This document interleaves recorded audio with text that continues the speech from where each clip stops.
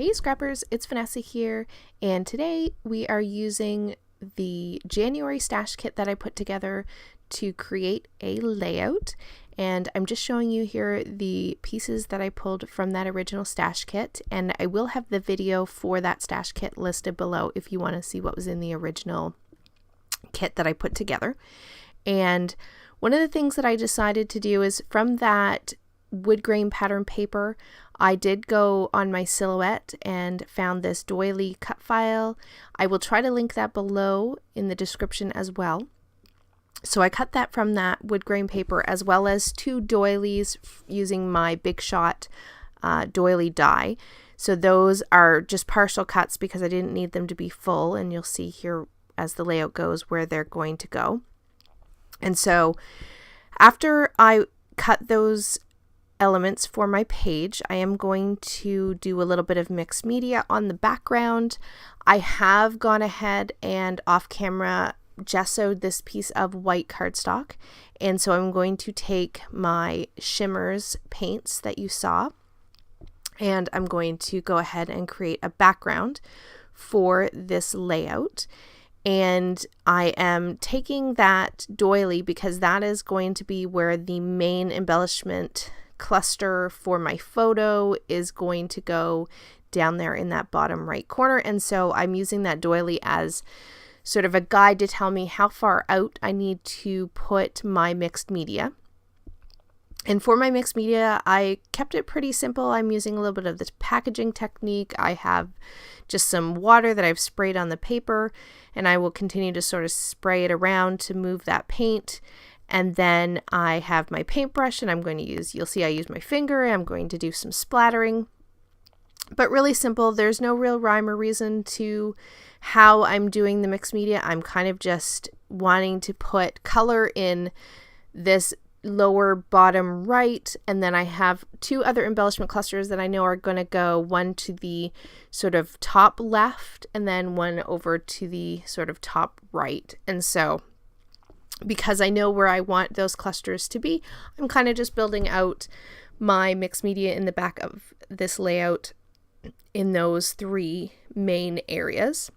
And I am dabbing up some of that water and paint with just a paper towel, just so that it doesn't saturate the paper completely. Even the gesso does help. I don't have a huge amount of warping on this page, and I do end up mounting it on another piece of pattern paper, so that also helps keep it pretty flat. And here I keep bringing in that doily sort of to see how big I need to go with my mixed media. I'm dabbing it up. I want it to just be subtle. I don't plan to back the cut file with any pattern paper, and so this mixed media will actually show through that cut file, so I want to make sure that I can see it, but I don't want it to be super heavy and super dominant on the page. I want it to just kind of be added texture and just added interest on the background, so it's not just a plain white piece of paper. So once I had my background, how I liked it, I decided it was time to set that aside, and I'm now going to build out.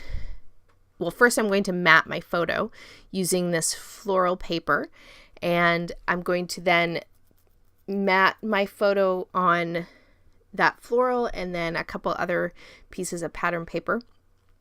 And I'm just sort of going to, while my background is drying, sort of build out some of the other layers and clusters that are going to go on this layout. So I'm just trimming down that polka dot. It's kind of like a peachy pink polka dot paper. And then I have the floral. Those will be the main mats for my picture. And I did decide to add a bit more texture and just tear the bottom of that polka dot paper just to add some additional interest.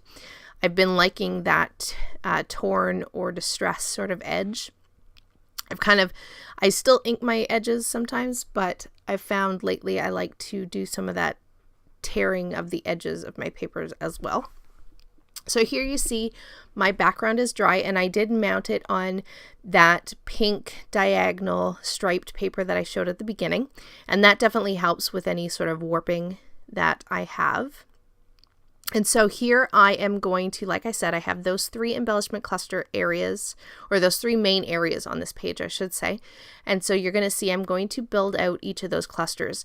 I'm going to show you sort of how each of the clusters is going to come together, and then I will glue this all down off camera so you don't have to watch that part. I know that my journaling is going to go in that little pocket that I put behind my photo. I've added that doily as well. So I know that that's where my journaling is going to go. And then one of the pattern papers that was in this stash kit had these giant florals.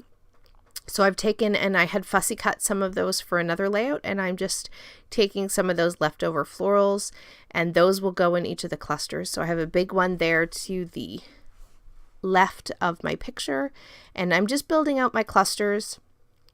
I try to keep my clusters consistent in at least making sure that the colors are evenly distributed among each of my clusters, and I try to have at least a couple of elements that will carry through each of the clusters just to keep everything sort of cohesive. So I have tags and labels that are in each of the clusters. I have the florals that I fussy cut from that pattern paper that'll go in each of the clusters. And then I have an arrow as well that'll go in each of the clusters. And that, even if there's other elements that are different between the clusters, having a couple of just simple little embellishments that carry throughout each of the clusters really keeps the whole layout pulled together. And so I usually tend to like to do that on my layouts. And so here you see I have gone ahead and I've put those 3 clusters together. And like I said, I'm going to go off and glue that down. I'm kind of just taking a look at it and just making sure that everything is how I want it to be on the final layout. So I'm just kind of seeing if there's anything else I think I'm going to add. I end up going off camera and gluing everything down. And then I did pull these Maggie Holmes little gold word phrase stickers. So I do apologize for the glare.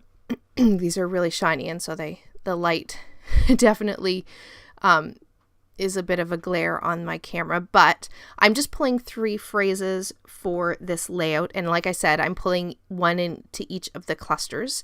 So it pulls sort of each cluster together. And so I'm just going through and seeing if there was anything else that I wanted to add. And so I have, one says, hey there. I think one says #lucky. Another one says happiness. So just simple little phrases. And then to finish out each of the clusters, I decide to add some of these enamel dots. And I even pull out some brads, which I don't tend to use very often, but I have put them in this kit and I'm determined to use some of these up.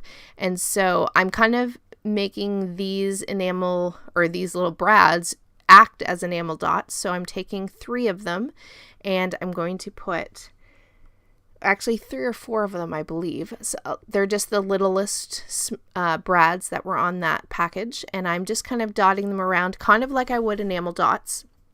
That's what I was going for those. Now, to add some additional finishing touches and texture, I did pull out these wood veneers. I had 3 of these pink wood veneer hearts left, and so I'm going to put 1 in each of the clusters. Off camera, I will go ahead and put those brads in. I didn't make you watch that part. Now, to finish off my layout, I did decide to use a couple of different stickers, sets of alphabet stickers, I should say, to complete my title. I use this Jilly Bean word that I usually have a hard time using those, and so I pulled those, and then this turquoise set of letter stickers from Simple Stories, I believe. And the title for this one is called My Sweet Girl. And of course, it is of our sweet little puppy. She's almost 2 now, but she's our sweet girl. And so she needed to have a layout for her. So there are the still photos, guys, and I hope you enjoyed the layout, and I will catch you on the next one. Have a great day, everybody. Bye-bye.